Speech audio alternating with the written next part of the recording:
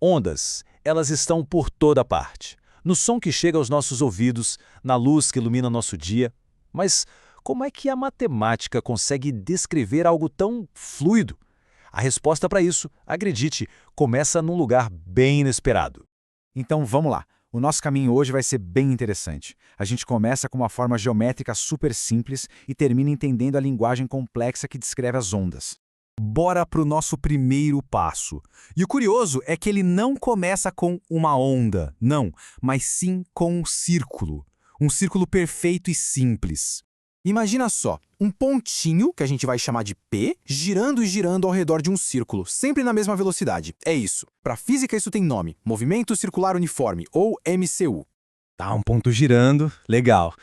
Mas o que isso tem a ver com uma onda? Parece que nada, né? Bom, e se a gente olhasse para esse movimento, mas de lado? O que será que a gente veria? E aqui está a mágica.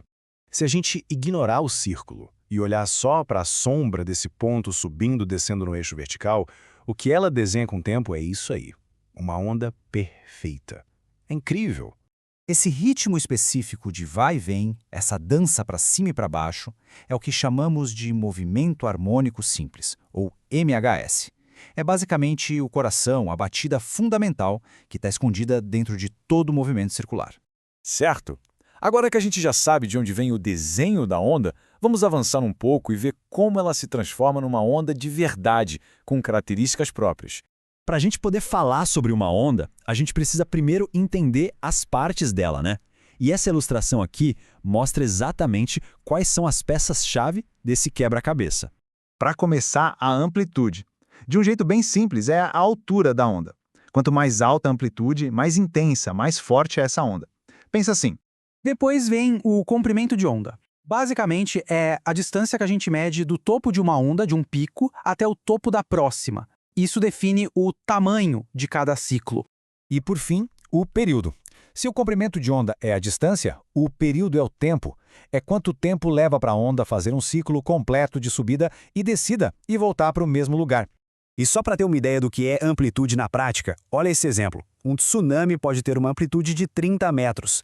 30 metros é a altura de um prédio de 10 andares. É muita energia. Ok, a gente já conhece as peças. Amplitude, comprimento de onda, período.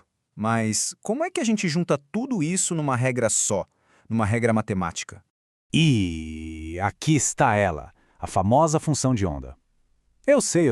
À primeira vista parece um bicho de 7 cabeças. Mas calma, é só o jeito que a matemática encontrou para descrever uma onda com perfeição.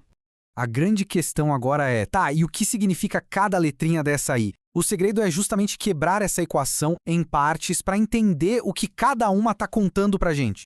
No fundo, essa função toda está só respondendo a 3 perguntinhas básicas. Primeiro, qual a altura da onda? Isso é a amplitude, o A. Segundo, qual é o formato que se repete? Quem responde isso é o seno, que dá aquela forma suave, igual à sombra do nosso círculo. E terceiro, onde está qualquer ponto da onda em qualquer instante. Aí entram a posição x e o tempo t. Simples, né? Mas olha que interessante. Nem toda onda se move do mesmo jeito. A gente pode dizer que elas têm personalidades diferentes. Basicamente, existem 2 tipos principais. A onda transversal, em que a oscilação é para cima e para baixo, tipo uma onda no mar. E a longitudinal, em que a oscilação é para frente e para trás, como se fosse uma mola sendo empurrada. E essa imagem deixa a diferença bem clara, né? É só notar como as partículas da água se movem para cima e para baixo, enquanto os elos da mola se movem para frente e para trás, se comprimindo e esticando. Ok, mas por que tudo isso importa? Bom, vamos conectar essa ideia com algo que a gente experiencia todo santo dia, o som. Pois é, o som é um exemplo perfeito de onda longitudinal.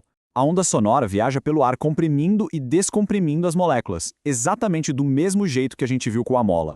E por falar em som, um dado curioso.